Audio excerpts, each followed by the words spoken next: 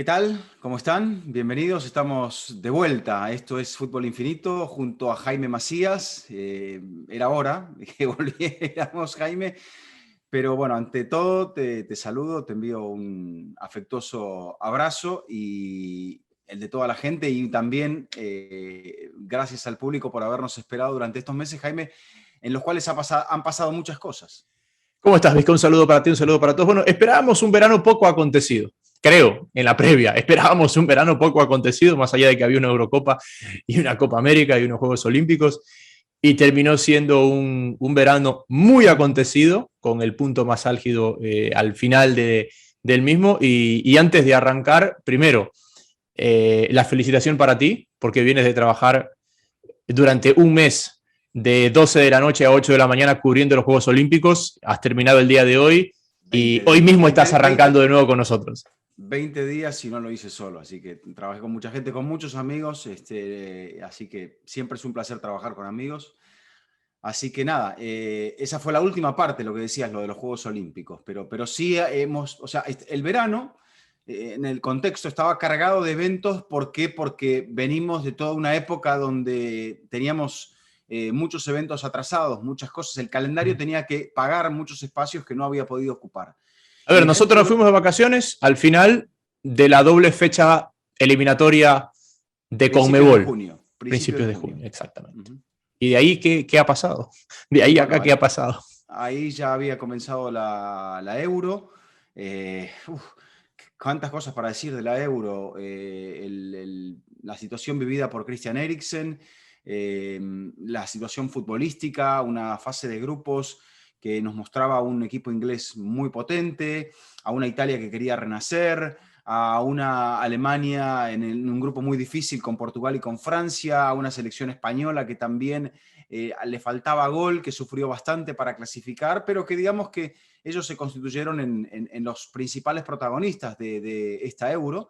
Dinamarca que también acaba por levantarse y por hacer un buen torneo y llegando hasta las semifinales. Y con todo esto en mente, Jaime, creo que Italia fue un justo campeón. Supo jugar bien con armas. Mucha gente, yo recordaba, armas del estilo cholesco, Simeone, para aclararlo por las dudas, para interpretar partidos, porque Italia fue protagonista cuando lo debía hacer y cuando no podía hacerlo, supo defenderse. Y eso me parece una fórmula que también aplicó a Argentina. Quizá Argentina no jugó tan bien, no tuvo pasajes tan buenos de fútbol como Italia, pero ganó lo que tenía que ganar, que era la Copa América y nada menos que en Brasil. Hay una cosa que me quedo yo de los cuartos finalistas. Dime si es una mera coincidencia o si tengo algo de razón.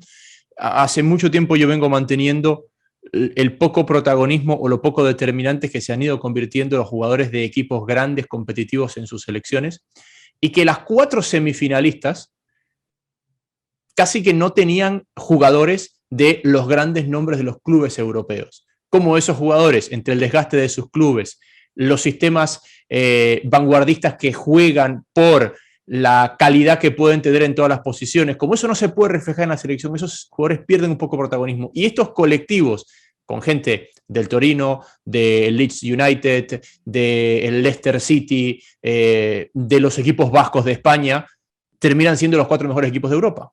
Uh-huh.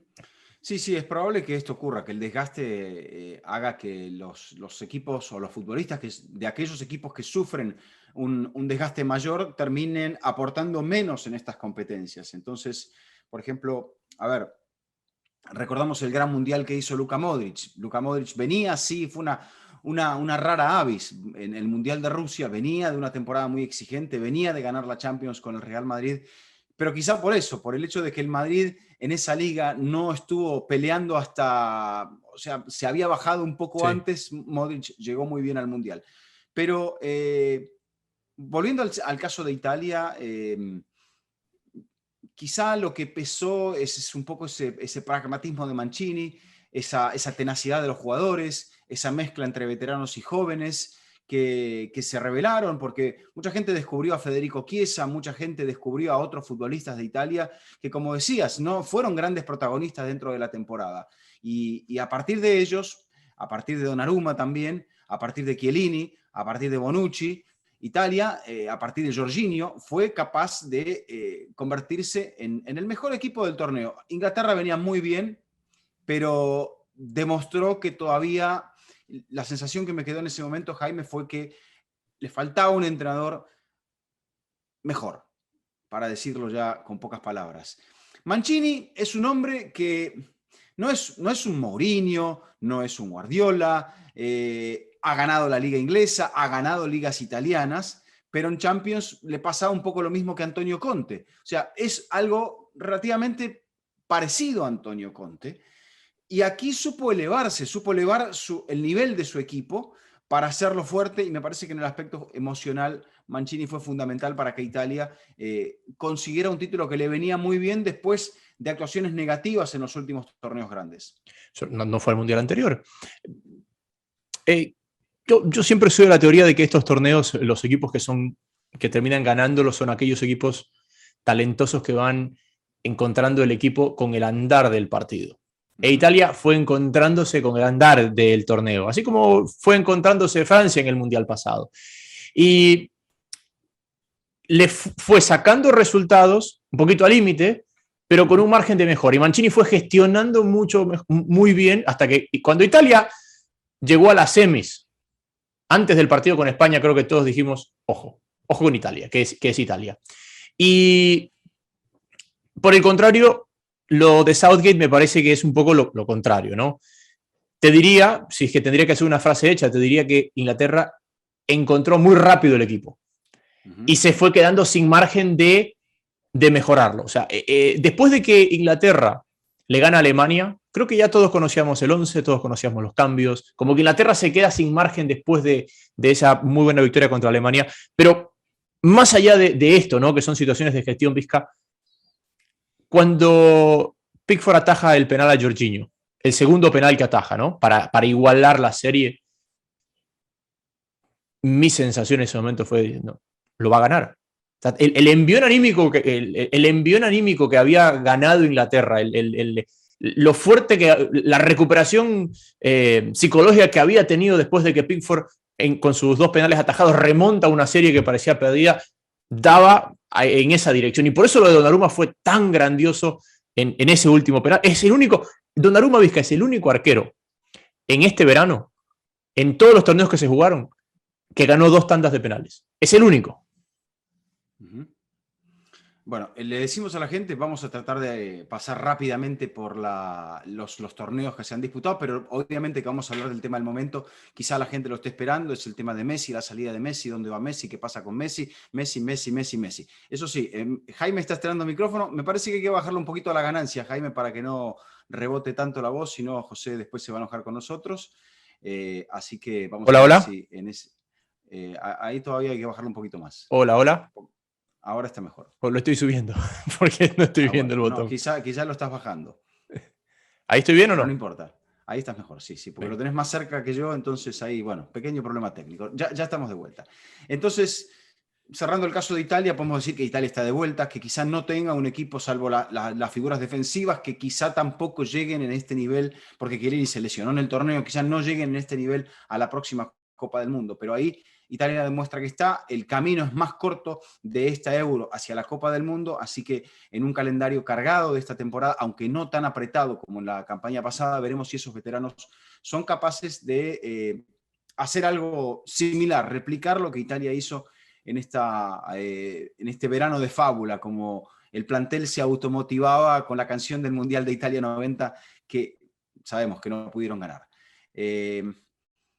Creo que da para un poco más, Jaime, en el sentido del análisis, pero si nos dedicamos mucho a eso, es la famosa manta corta, nos va a quedar poco tiempo para lo otro. Así que creo que hacemos a lo abogado Bonafont un efecto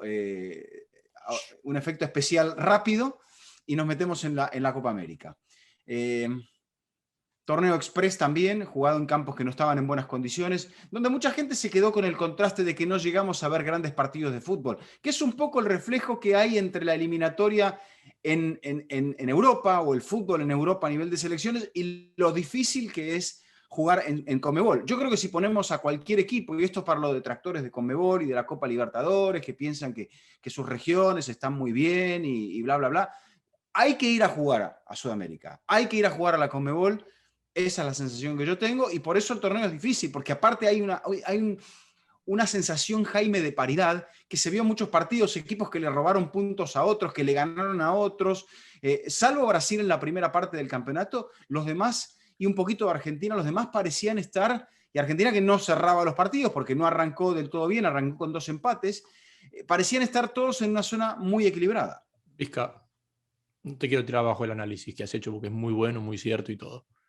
Si esta Copa América no lo hubiera ganado Argentina y Messi rompiendo 18 años de sequía, hubiera pasado totalmente desapercibida. 28. 28, perdón. 10 en la matemática. Hubiera pasado totalmente desapercibida. ¿Por qué?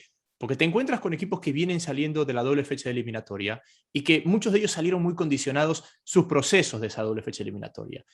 Muchos de ellos decidieron no contar con los jugadores que en aquella fecha ya habían llegado al límite físicamente. Y encima te encuentras con un formato que no ayuda, porque juegas grupos de 5 donde los 4 primeros clasifican.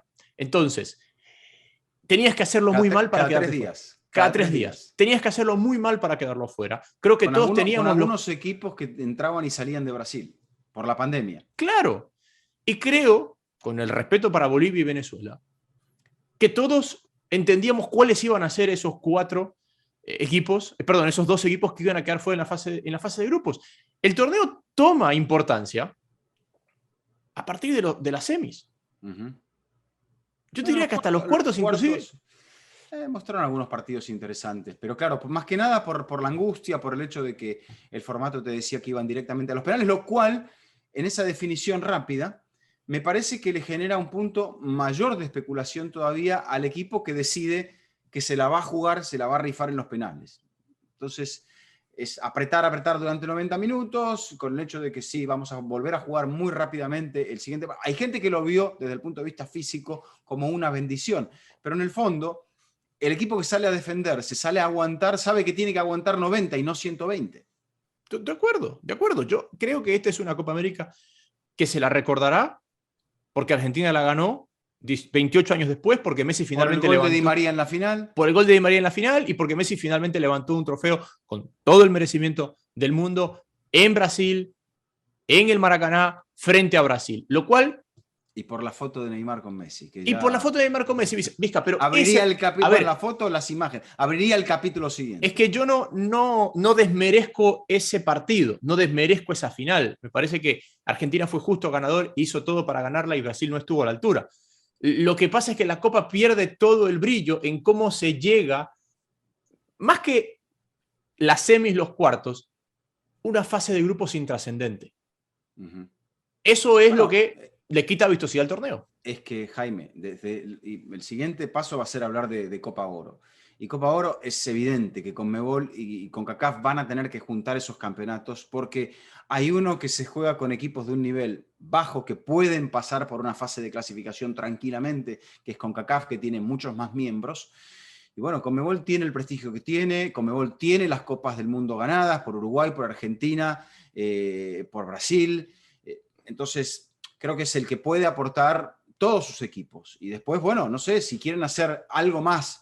Yo no creo que dé para juntar 24 equipos, o sea, hacer un torneo de 24 equipos, pero de alguna forma me parece que este torneo general de las Américas que se juegue cada 4 años podría ser una opción. Lo que pasa es que hay que ponerse de acuerdo con el dinerito. Yo soy de la idea de que los invitados le quitan prestigio a los torneos, le quitan seriedad a los torneos. Yo prefiero, a mí no me gusta cuando Conmebol invita a gente. Me encanta ver jugar. Eso es otra cosa. Te lo digo porque Copa Oro invitó a Qatar. Entonces creo que eso le quita un cierto peso e importancia a los torneos. Eso uno. Y segundo, parte de que el Mundial sea maravilloso y los Juegos Olímpicos acaban de terminar sean maravillosos y la Eurocopa sea maravillosa, es la expectativa que se genera alrededor de cuando llegue ese momento. Cuando tú juegas la Copa Oro y cuando juegas la Copa América cada 2 años, pierde su esencia, pierde interés y se convierte en un problema de calendarización. el negocio es otra cosa. El negocio pasa por otra cosa, por los canales de televisión que necesitan poner partidos atractivos.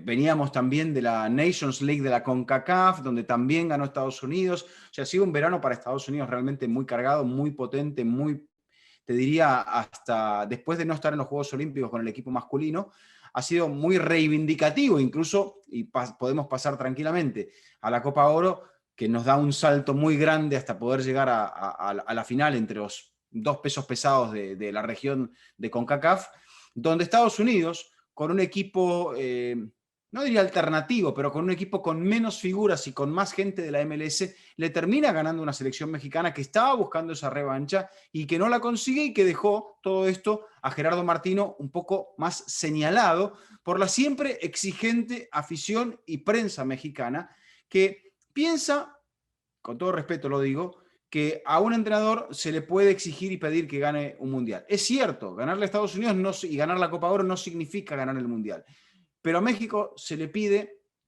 que crezca en su nivel como equipo, que juegue bien los partidos importantes y que llegue finalmente a un cuarto de final de la Copa del Mundo. Ese crecimiento dentro del contexto de los calendarios de la selección, de los calendarios de los torneos en México, es difícil de encajar. Martino tenía muchas dificultades, el plantel ya que se va haciendo un poco más veterano, hay mucha gente que repite en la selección, sí se está tratando de cambiar un poco la cara, pero hay ciertos elementos que condicionan a la selección. Y por eso, por ejemplo, al no estar Jiménez, México demuestra que necesita un recambio de centrodelantero que Martino entiende que no es el Chicharito Hernández. Y sin el 9, a México le costó. Yo no sé si es Martino el que piensa que no es Chicharito Hernández el recambio. Bueno, pero son los jugadores entonces. O viene de más arriba. Eso es opinión mía. No tengo me parece que hay algún motivo por el cual Chicharito está vetado. Para mí está en el vestuario. O sea, bueno, ¿es Martino o son los jugadores? No creo que sean los dirigentes, Jaime. Okay. Porque los dirigentes ven a Chicharito como se diría en el cine, como un blockbuster, como alguien que va a hacer que la gente se pague la entrada para verlo. Así la película sea mala, la gente va a ir a pagar la entrada. No te digo que el Chicharito sea una mala película, simplemente que la gente ya en la selección lo ha visto, sabe lo que es, y el Chicharito también no venía de buenos años. Que ahora esté haciendo goles en la MLS es una buena noticia, pero me parece que hay que enmendar puentes allí con la selección para que el Chicharito pueda volver. ¿Estamos bien con el micrófono? Estamos mucho mejor. Ok. Pregunta así puntual.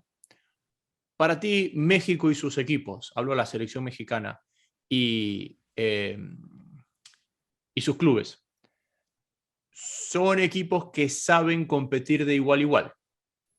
Y te pongo un contexto. México ha hecho grandes presentaciones ante equipos claramente superiores a México. Cuando el rival es grande, México juega mucho mejor. Pero, ¿tú crees que México y sus clubes saben competir ante fuerzas similares? Sí, similares sí.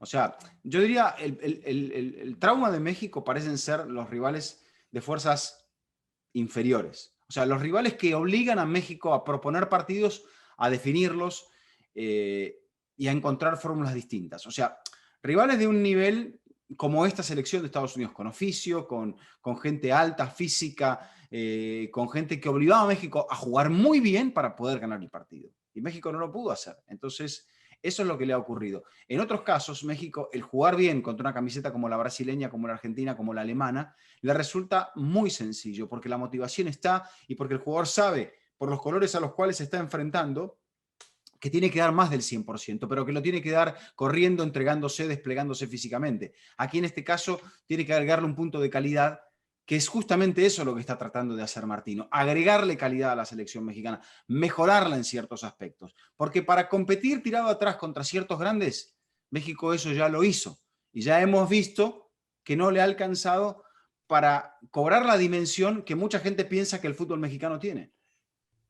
Yo discrepo lo de las fuerzas similares. Yo coincido lo de las fuerzas superiores. Coincido que México es capaz de pasarle por encima a fuerzas inferiores. Pero lo de las fuerzas similares discrepo. Y me parece que el presente del fútbol de los Estados Unidos incomoda tremendamente a la selección mexicana y a los clubes del fútbol mexicano. ¿Por qué? Porque históricamente México ha sido superior.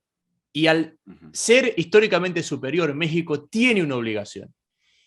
Y me parece que el presente los tiene a la par, más a nivel de selecciones que a nivel de clubes. Es que, Jaime, si trazamos Entonces, una línea de entre los últimos 20 años, o sea, desde 20 años atrás y la actualidad, prácticamente que los encontramos en posiciones muy parejas, cosa que antes era impensable. claro, entonces México tiene, por primera vez en su historia, tiene que gestionar una presión ante una fuerza similar.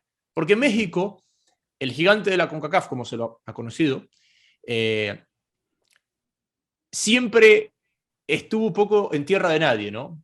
O enfrentaba rivales ante los que era claramente superior y que a pesar de la obligación era capaz de doblegarlos, y enfrentaba rivales en los que era, claramente inferior. Y tenía la personalidad para arroparse y crecerse y competir. A veces le alcanzaba, a veces no.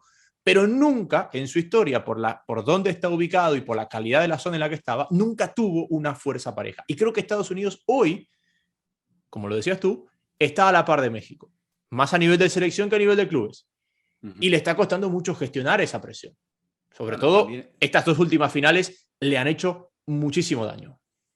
es que también estamos empezando a ver el crecimiento de otros equipos, como lo hemos visto en los últimos tiempos con el caso de Costa Rica, que a México le cuesta cada vez más ganarle a estos equipos. Antes le tiraba la Ojo camiseta con y le ganaba. Canadá, que Canadá también Bueno, es alguien que es un Estados Unidos chiquito, ¿no? El efecto, uno, MLS desde la infraestructura, dos, la venta de jugadores jóvenes antes de los 16 años a Europa. Bueno, o sea, Canadá se metió en las semifinales de la Copa Oro Vizca sin Alfonso Davis y sin Jonathan David, Jonathan el David. delantero de Lille. Y está Bueno, porque metido en el octogonal final.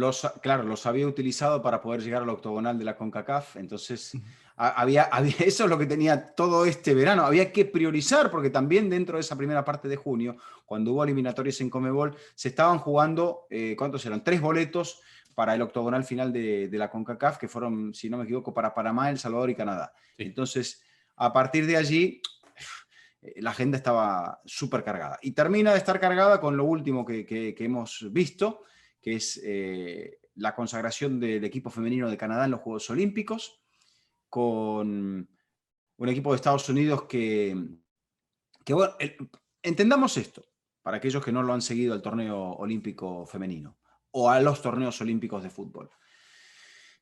A nivel femenino no hay límite de edad.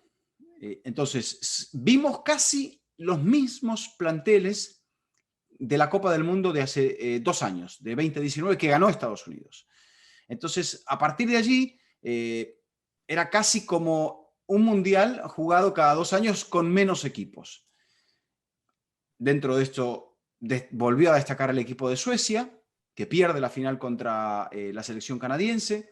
Obviamente Estados Unidos, que siempre es protagonista, creo que son 4 medallas de oro para el equipo femenino norteamericano. Y bueno, Canadá, que está tratando, como decías, que tiene jugadoras también importantes, que está intentando hacer despegar su fútbol y termina consiguiendo la victoria. Me gustó mucho el fútbol de Japón, pero hay todavía en el fútbol, por mi humilde apreciación, diferencias, porque por ejemplo el equipo sueco no es un equipo dúctil técnicamente, pero que saca mucho provecho de su capacidad física, de su fortaleza, de su velocidad. Algo que también utiliza mucho Estados Unidos, Jaime. Japón tenía técnica, pero tenía cierta debilidad defensiva y un poco como que Canadá logró equilibrar todos los aspectos y después terminó ganando el torneo con una definición por penales. Entonces, dentro de todo este contexto, debe continuar la evolución del fútbol femenino y es un espaldarazo muy grande para la región de CONCACAF a nivel femenino, indicando quizá también, porque los grandes logros de la CONCACAF hoy por hoy podemos decir, Jaime, que están en el fútbol femenino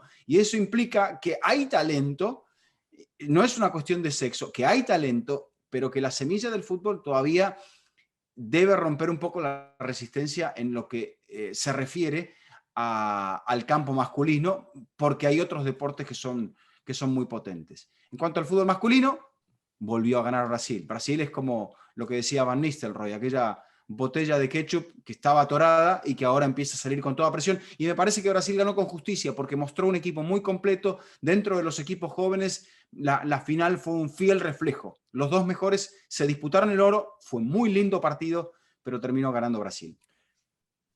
¿Te sorprendió el dato de que Canadá es el único equipo que ha ganado oro en fútbol masculino y femenino? Sí, me sorprende. Es el único. Es el único país que ha ganado oro en fútbol tanto masculino como femenino. Bueno, indica algo, ¿no? Eso es lo que mencionamos. No es que la semilla del fútbol en ciertas partes no ha aprendido. Significa que es cuestión de cómo se cuida la semilla una vez Sí. que genera algo, que se genera una planta. A, a- Y a mí cuando lo leí dije, lo leí y dije, lo voy a revisar. debe estar mal. Debe estar mal. Hay un, digamos, hay un truquito, bueno, no es un truquito, es una realidad, era un país diferente. O sea, Alemania del Este gana el oro olímpico masculino y Alemania unificada gana el oro olímpico femenino. Pero en ese momento no eran el mismo, no eran el mismo No, no, país. no. No, no, no. Y Es más, competían con. quizás Bueno, si quizá hubiera sido. da un poco más de mérito. Da un poco más de mérito, ¿no? Porque Claro. Alemania del Este era un país mucho más pequeño de lo que es la Alemania unificada. Claro, pero si hubiera sido la Alemania federal, por ahí, estadísticamente para la FIFA, las estadísticas de Alemania federal son las que adoptó la Alemania unificada y las estadísticas de Correcto. Alemania del Este quedaron aisladas, tuvieron un principio y tuvieron un final. Exactamente. Así como Exactamente. la estadística de Yugoslavia la adoptó Serbia, ningún otro país, porque en teoría el resto se separaron de Serbia. Pero bueno, en fin, es un... me parece Pero que es un dato tremendo. Canadá es el único aporta. país con oro en masculino y femenino. Claro, es un poco más sencillo, por ejemplo, en los deportes individuales, porque aquellos atletas que eran de la Unión Soviética, pero que pertenecían a otra república, como Ucrania, Bielorrusia, etcétera, uno los puede distinguir, porque ellos en su gran mayoría sabemos dónde venían y luego siguieron representando a la república que se separó de la Unión cuando la Unión se desmanteló. Pero volviendo a Brasil, Richarlison es el gran estandarte de esta selección, pero una selección completa. Me parece bueno, en la Copa América ya estuvo Richard, había varios jugadores de Brasil que venían de la Copa América. En el caso de Argentina, por ejemplo, no era, había muchos jugadores de España que venían de la Copa, de la Eurocopa, eso también se notó.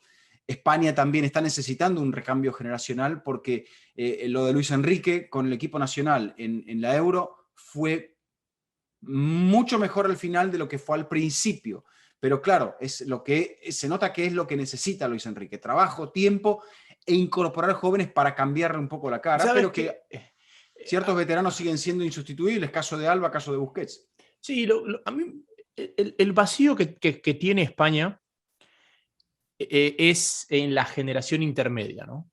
Yo creo que los jóvenes españoles estuvieron Van a la bien, altura. van bien. Simón, Oyarzábal, Olmo. Olmo, Pedri, Uh-huh. esa gente estuvo, Pau Torres, toda esa gente estuvo a la altura. Y después tienes los veteranos que te sostienen, los que tú decías, Busquets, Alba. Pero la generación intermedia, que en teoría debe ser la generación de relevo, la de Morata y compañía, esa es la generación que nunca logró dar el salto para potenciar al equipo.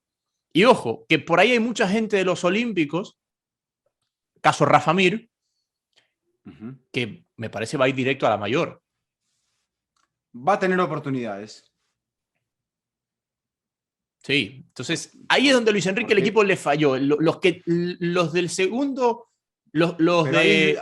no hay que fijarse en lo que falló, hay que fijarse en lo que España puede llegar a aprovechar de este equipo. O sea, Luis Enrique recicla o recoge a César Azpilicueta porque es Luis Enrique. Y Luis Enrique es muy pragmático, es capaz de discutir con Messi y hacer que Messi se motive y termine ganando el triplete. Y acá, bueno, lo mismo, de sentar a Jordi Alba para que mejore, de llevarlo poco a poco a Busquets, que había tenido COVID, hacer lo propio con Azpilicueta, defender a Morata. Es Luis Sí. Enrique. Tiene carácter, tiene personalidad. Para cerrar este fragmento de los torneos de verano, Vizca. Es cierto que solamente 2 veces en la historia el equipo que llegó al Mundial como campeón continental ganó el Mundial, que fue Alemania en el 74. Eso es un dato de Y, @Jaime Macías. sí, Alemania en el 74 y España en el 2010. Son las únicas 2 veces que un equipo que era campeón continental llegó al Mundial y lo ganó. Pero este es una situación diferente, porque también es el menor tiempo entre el torneo continental y el Mundial en muchísimo tiempo. Ujú. Normalmente los mundiales no son el reflejo de los torneos continentales, porque hay 2 años en el medio en el que pueden pasar muchas cosas. Y me parece que estos rendimientos que hemos visto no van a ser muy distantes de lo que vamos en el mundial por la cercanía que existe entre este torneo, estos torneos y la próxima Copa del Mundo, por la fecha en la que se han jugado. Muy bien, sonaron 2 campanadas, estamos en la media hora de Fútbol Infinito y pasamos a quizá lo que mucha gente, no sé si quiere escuchar más o qué, porque bueno, la gente ya tiene muy masticado lo que ha ocurrido en todos estos torneos, Jaime. Messi, varios puntos, ¿no? Vamos a ver si los podemos tocar a todos. Primero, ¿cuál es tu reflexión inicial sobre la salida de Lionel Messi del Fútbol Club Barcelona? Que Laporte es un genio, porque Messi ha dejado el Fútbol Club Barcelona. Él ha sido el que nadie quería ser, el presidente que despida a Messi, y lo hace sin ningún rasguño. Por ahora. Yo, viendo para atrás, entiendo por qué dejó que el contrato se venza, porque si es que Messi renovaba antes de que su contrato venza, Messi legalmente nunca dejaba de ser jugador del Barcelona y Barcelona tenía un problema financiero y tenía una sanción que no era no poder inscribir a Messi, era una sanción diferente. Messi legalmente deja de ser jugador del Barcelona el 30 de junio y ya entras en toda otra estructura para volver a incorporarlo el momento que le ofrezcas una extensión. Más allá de que no hubo fútbol, igual los jugadores tienen contratos con las instituciones. Pero de todos modos, si el Barça firmaba a Messi, lo podía técnicamente vender y esto lo podía pactar de alguna forma para que ese bono que va a cobrar Messi en la firma con el equipo que va a firmar, de lo cual ya hablaremos más adelante, lo hubiese de alguna forma capitalizado el Barça. Pero bueno, el Barça en ese caso hubiese tenido que pagar una multa porque tenía que inscribir al jugador. Y eso era algo que el Barcelona no podía afrontar. Y bueno, yo creo que el tema, Jaime, está lleno de laberintos, de tecnicismos, de cuestiones políticas, y también está lleno, me parece, de medias verdades. Lo que te acabo de decir para mí es una media verdad, porque no hubo un apuro por hacerlo antes de que el contrato venza. Esa es una media verdad. Pero después ya entramos... Porque quizás ya estaba todo negociado. Mira, a ver, te voy a confesar algo. No lo escuché a Messi hoy día, lo leí. Porque Messi es una persona a la cual yo la entrevisté una vez en mi vida, me lo crucé 2, pero es una persona que entraba a mi casa y fue parte de mi trabajo durante 15 años, más o menos. Y era imposible no conmoverse verlo a Messi en una conferencia de prensa en la condición en la que estaba. Y al final, con saber lo que dijo, para mí es suficiente para sentarme aquí. No tenía que sentarme a verlo llorar 7 minutos, porque no me daba. Messi es un tipo que habla poco, que muchas veces cuando habla no dice nada porque él sabe que es demasiado sincero y por eso no dice nada, pero que el rato que se sincera, Messi dice toda la verdad. Y el Messi de hoy era un Messi sincero. Y hay una parte que para mí es fundamental para entender las medias verdades, cuando él dice, me pidieron bajarme el 50% y yo acepté. Y después no me pidieron nada más.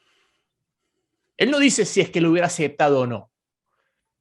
Él lo que dice ahí es que nunca le dieron la opción. Y dentro de su sinceridad, su caballerosidad y su emotividad, es el único momento donde dice,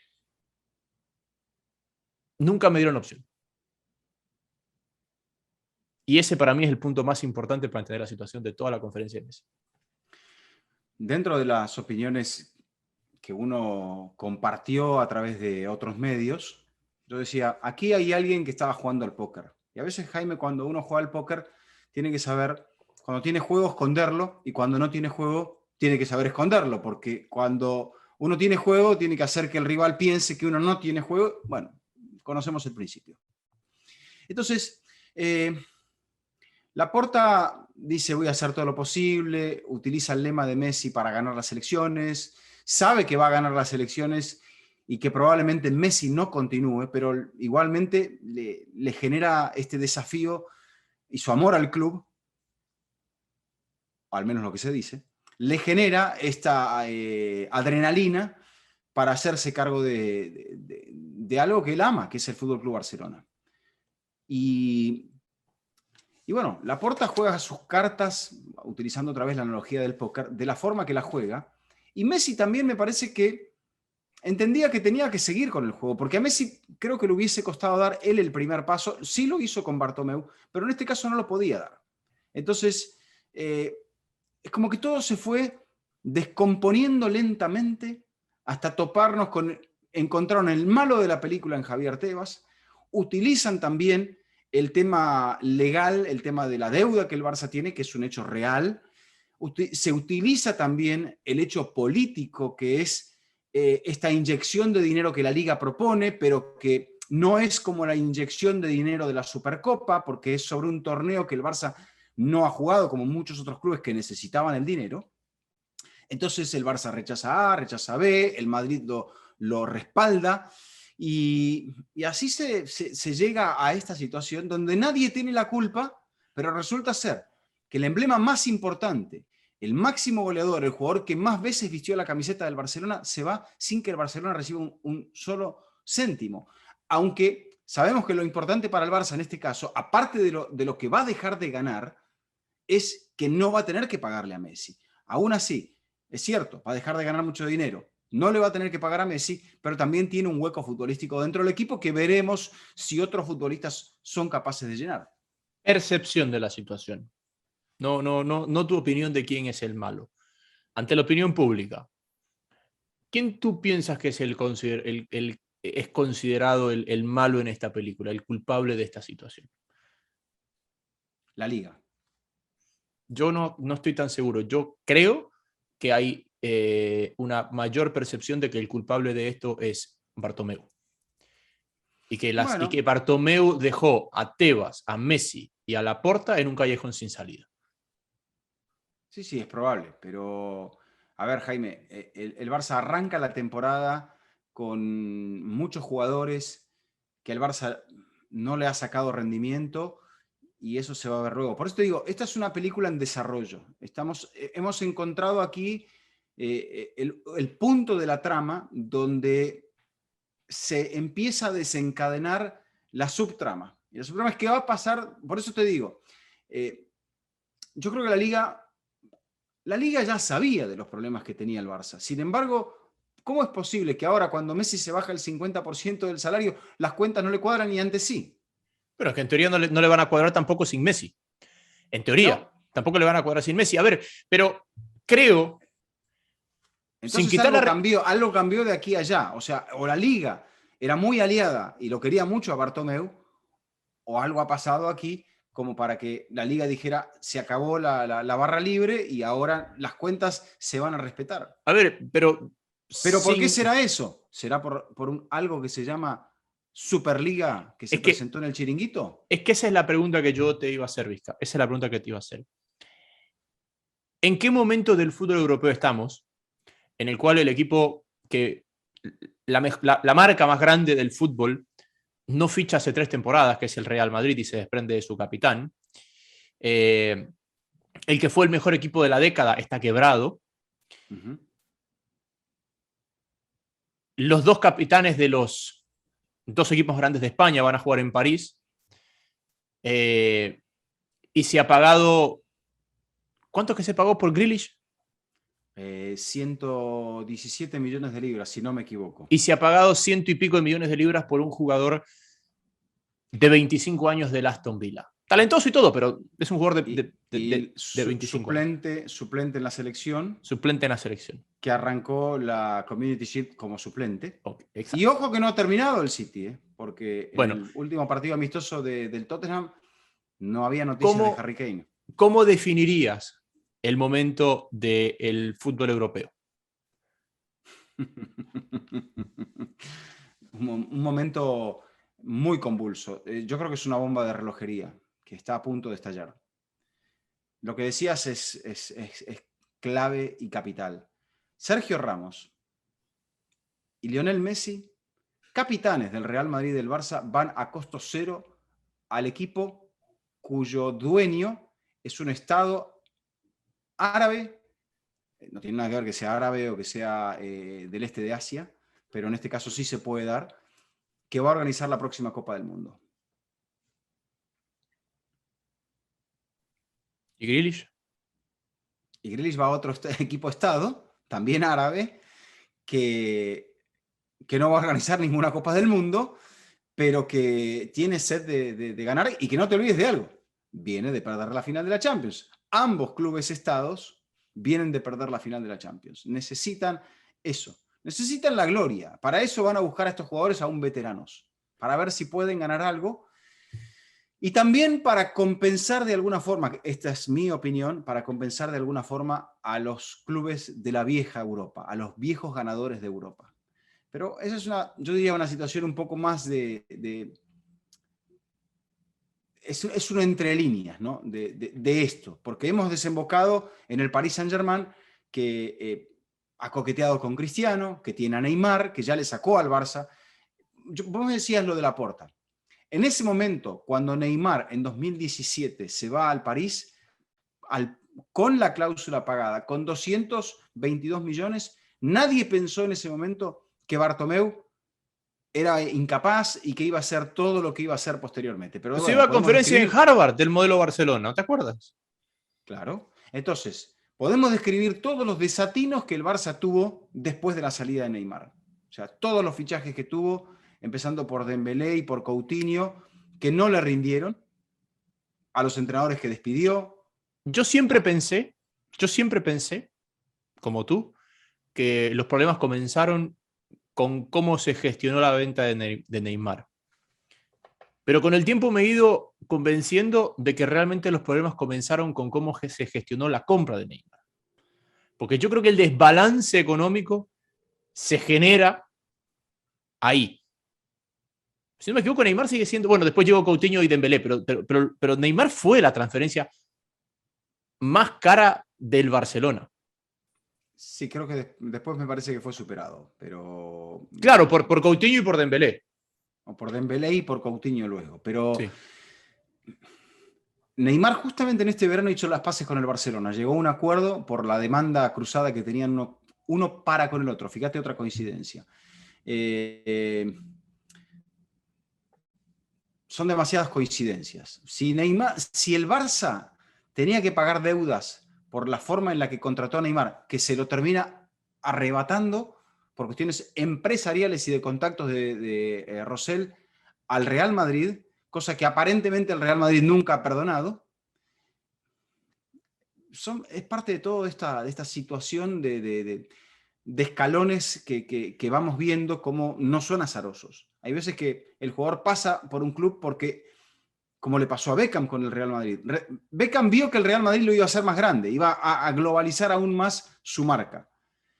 Cristiano Ronaldo probablemente haya pensado lo mismo, aunque terminó resultando ser un jugador histórico para el Real Madrid. Pero estos clubes grandes, a la larga, hoy por hoy, Jaime, y eso es lo que está cambiando en Europa, son el trampolín para estos clubes ricos, estos clubes Estado, que pueden maquillar de alguna otra forma el pago de los salarios millonarios para estos jugadores, porque aquí la compensación por la transferencia de Messi no va a figurar en ningún libro. O sea, sí va a entrar y va a pagar impuestos, pero el club no la tiene que pagar per se, porque no hay un monto de transferencia. Y después, parte del salario lo puede terminar pagando alguna empresa afín para la cual el jugador genere ingresos a través de los derechos de su imagen. Es que la última o las últimas grandes transferencias del PSG,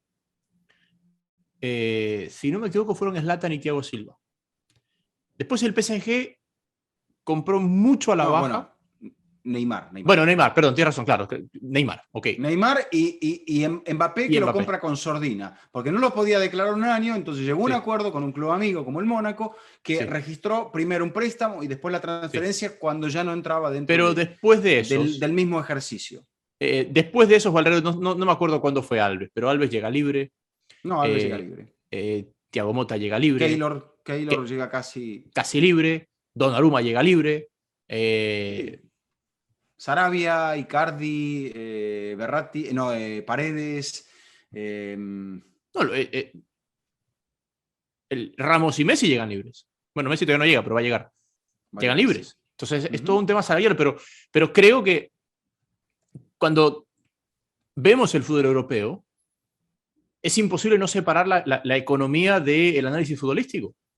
Porque nos hemos encontrado con, uno, los clubes que han sido comprados para ser rentables, Tottenham, por ejemplo, United, Liverpool, y que van a competir hasta donde puedan competir, hasta donde sea rentable competir.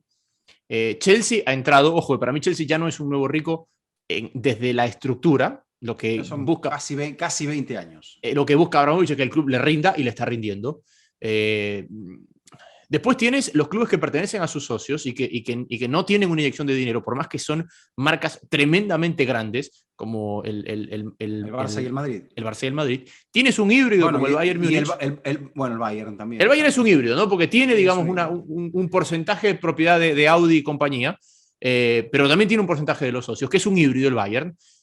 Y después te encuentras con el PSG y el City, que tienen una gran inyección económica. Y lo que ha generado estas realidades y estos modelos de negocio tan individuales que tienen estos grandes clubes europeos, ha generado dos frentes. Ha generado la Premier cerrada a rajatabla por ser la Premier y que nadie toque a la Premier, porque si hay una Superliga, entre comillas, es la Premier. Las ligas tratando de que no se les escapen sus grandes marcas, y las grandes marcas tratando de unirse y hacer su propia liga. Entonces, cualquier cosa que pase hoy está directamente relacionada con estas fuerzas de poderes que, al menos a mí, Vizca, a mí me ha desenamorado un poquito del día a día del fútbol europeo, porque si tú me preguntas a mí, egoístamente, Jaime, ¿qué es lo que más has disfrutado del fútbol europeo en los últimos años? El título del Mónaco, el título del Este y el título del Atlético de Madrid. Porque son equipos que se tallaron y que hicieron una gesta en un momento donde casi era imposible tenerlas. Y cada vez van a ser menos. Y que aquí, Jaime, ingresan o han ingresado al tablero en los últimos 20 años factores que hasta entonces en el fútbol no eran importantes. Clubes-estado. Me podrás decir que el Barça y el Madrid, por ejemplo, eran tan fuertes como un estado, pero lo hacían a partir de su tradición, de su historia, de sus socios. El Manchester United, lo mismo.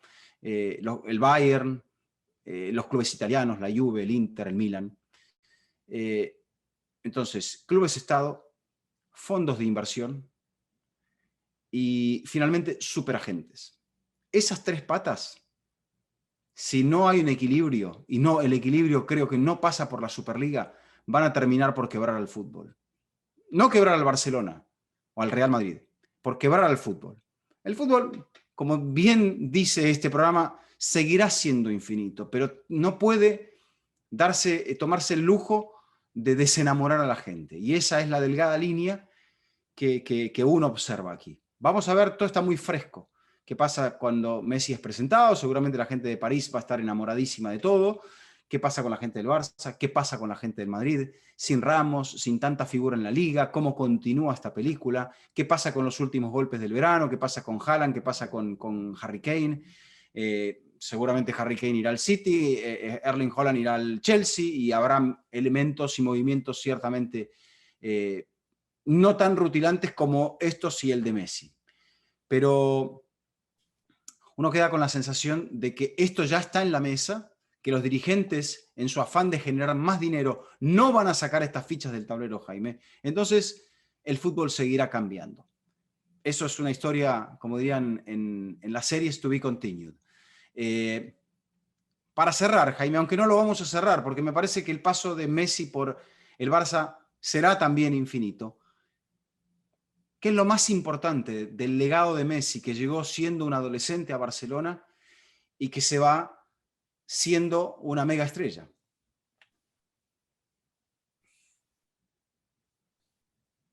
Es que estaba revisando, Vizca, no hay cómo definirlo. Hay solamente 2 récords en la historia del Barça que no fueron rotos por Messi.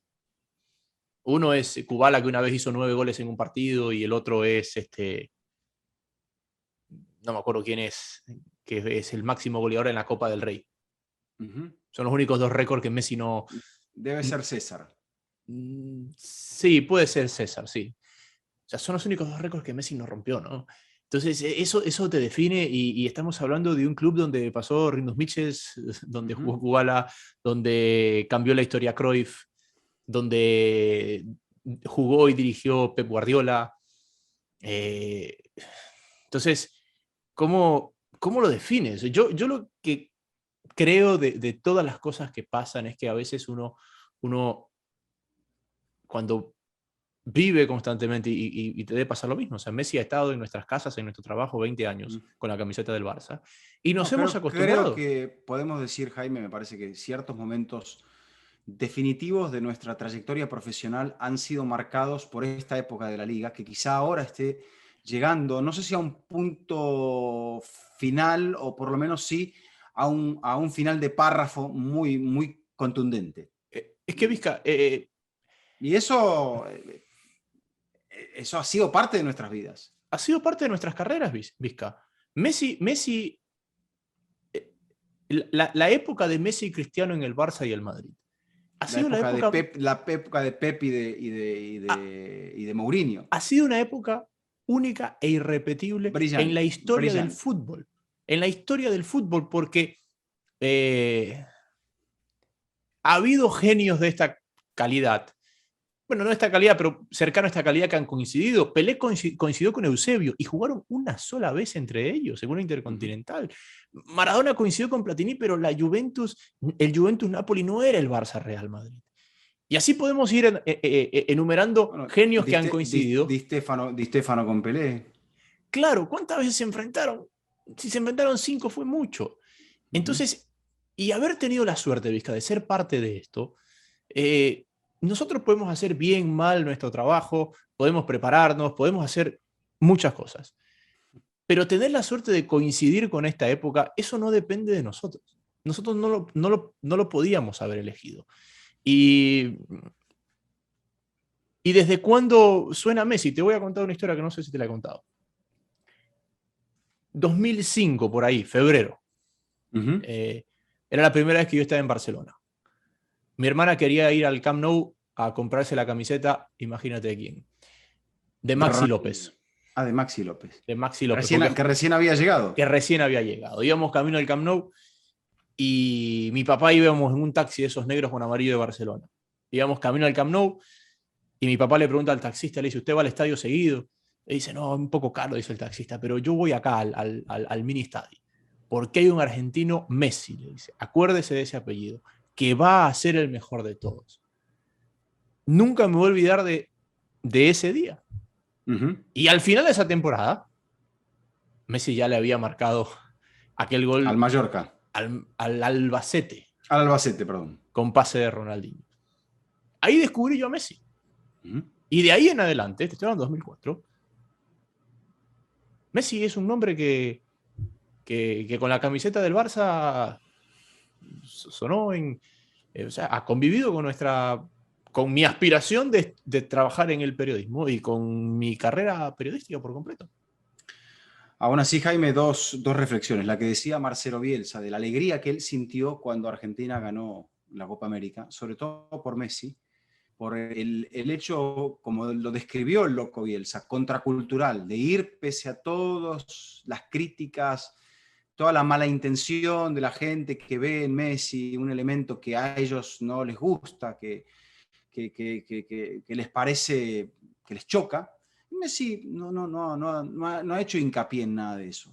Ha mantenido siempre su línea y mantiene, se ve todavía, y lo ha manifestado en la conferencia de prensa de su despedida, mantiene ese amor por la pelota, ese cariño por el balón. Y creo que esa idea de seguir jugando aún cuando te están diciendo que nada de lo que has hecho ha valido, que ganar las Champions que has ganado, las ligas, los goles, nada vale, que te has arrugado en los partidos más importantes. Messi ha seguido.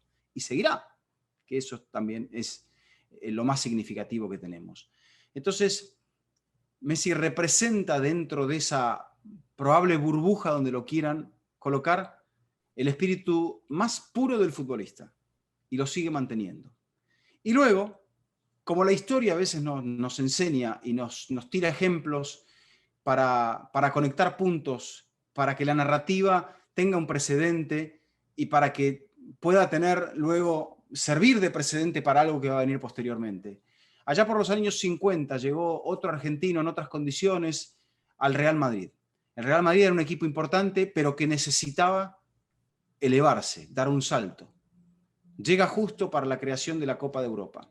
Y a partir de allí Alfredo Di Stéfano cambia completamente con el acierto de Santiago Bernabéu la historia del club blanco. Quizá Di Stéfano haya sido superado en cantidad de goles, en cantidad de títulos, pero me parece que el punto fundamental de Di Stéfano, y no sé si es primero el huevo o la gallina, si se tiene que llamar el estadio Alfredo Di Stéfano el principal y el otro Santiago Bernabéu, pero bueno, sin Bernabéu Di Stéfano no hubiese llegado, y sin Di Stéfano Bernabéu no hubiese sido el Es un equipo donde los nombres de los presidentes pesan mucho. Sí. Entonces, Messi ha potenciado un poco más lo que consiguió Di Stéfano. Y eso que Di Stéfano era el jugador total. Di Stéfano era indiscutido. Tampoco triunfó en los mundiales. Pero en el paralelo de la historia de los clubes, yo creo que ambos van a pasar. Y después fíjate que llegaron todos los maravillosos, simbólicos jugadores que tuvo el Real Madrid, incluso los modernos, desde Sanchís para acá, Casillas, Raúl, Butragueño, Ronaldo. Los dos Ronaldo. Pero Messi es como que cierra todo el círculo. Sí, nunca lo hubiese logrado sin los Xavi, los Iniesta, los Puyol, los Valdés, todos ellos, los Eto'o. Pero este es un punto fundamental en la historia del Barcelona y la gente de Barcelona lo sabe. Se vive casi como si fuese un velorio la salida de Messi y por eso Messi lloraba desconsoladamente, porque está empezando a entender que ahí va a dejar una parte de su vida, más allá de que él regrese a la ciudad. ¿Cuánto pasó desde la última Champions de Di Stéfano a la del...? No pasó tanto tiempo, porque el Madrid creo que gana la quinta en el 60 y después vuelve a ganar sin Di Stéfano en el 66. Pero fíjate que claro, ya era un poco la base del equipo, que ya lo tenía Gento, y después... No, sí lo tenía Gento. Por eso, en el 66 lo tenía Gento. Sí. Y después del 66 al 98, ahí están las matemáticas, pasaron 32 años. Sí. Mira, yo una vez describí a la Champions como un torneo que vino a cambiar el mapa del fútbol mundial y que creó una nueva jerarquía que no existía antes, que era la de campeones de Europa, que eran los grandes del mundo. Ya los equipos no eran grandes de su país, sino grandes del mundo. Y Di Stéfano hizo eso en un momento donde se estaba cambiando el mapa del fútbol mundial. Y el Madrid quedó ahí arriba por lo que hizo Di Stéfano. Después hubo muchos equipos que intentaron ganar una jerarquía que no tenían antes. Y si bien el Barça había ganado una Champions, bueno, técnicamente había ganado la última Copa de Europa, ¿no? Antes de que se convierta en Champions. Después, en la era Messi, el Barça se convirtió en el equipo más temido del mundo. O más reconocido. Igual el Barça nunca había sido una fuerza de esa magnitud. El Barça siempre había sido conocido por otras cosas. Había sido conocido por su cantera, había conocido por su esencia, había sido conocido por su estilo. Tenía mucho mérito el Dream Team. Tenía muchos reconocimientos mundiales, pero nunca se lo había reconocido por ser una máquina de acumular títulos uno tras otro. Hasta que llegó este caballero. El único que quedaba en el plantel de París. Sí. Y bueno, la ciudad lo sabe, una ciudad a la cual muchos hemos visitado por el atractivo que representaba el club de fútbol. La ciudad sabe que sin Messi va a perder mucho. Por eso te digo que aquí es algo que va a costar mucho digerir. No es un trago fácil, es un trago muy amargo. Es cierto, como lo dijo Laporta, el Barça está más allá de todo esto. El Barça no sucumbió cuando se fueron los grandes próceres de su primera época, y los que pasaron después de Kubala para acá, hasta Cruyff, pasó Maradona, el Barça siguió, si bien es cierto Maradona no alcanzó un gran brillo en el FC Barcelona, pero luego grandes símbolos como el propio Cruyff como entrenador, el propio Guardiola como jugador, Ronaldinho, pero Deco, Xavi, Iniesta, pero desde Ronaldinho para acá había un reemplazo, había un Lionel Messi y ahora no lo hay. Y creo que con eso nos vamos. Bueno, retomaremos la próxima semana, ya está empezando a aparecer el fútbol, primera jornada de la Liga 1, habrá primera jornada del próximo fin de semana de la Premier, ya hay campeón de la Community Shield porque lo ha ganado el Leicester City con un gol de penal. Entonces, Jaime, nos queda por decir que, como se suele indicar muchas veces, damos por declarada, iniciada oficialmente esta temporada de fútbol aquí a través de Fútbol Infinito y estaremos durante toda la temporada junto con Aitor, junto con Pepe, junto con ideas nuevas y con intentos de seguir creciendo como hemos venido haciendo gracias a la gente que nos apoya durante todo este tiempo. Sí, gracias a todos los que nos apoyan, gracias a los que han venido, los que nos han escrito cuando vuelven. Bueno, estamos de vuelta. Teníamos que poner un poco la agenda en orden porque no solamente fue un verano muy acontecido futbolísticamente, fue un verano bastante acontecido para nosotros también, ya saben de lo que estamos hablando, y que sobre todo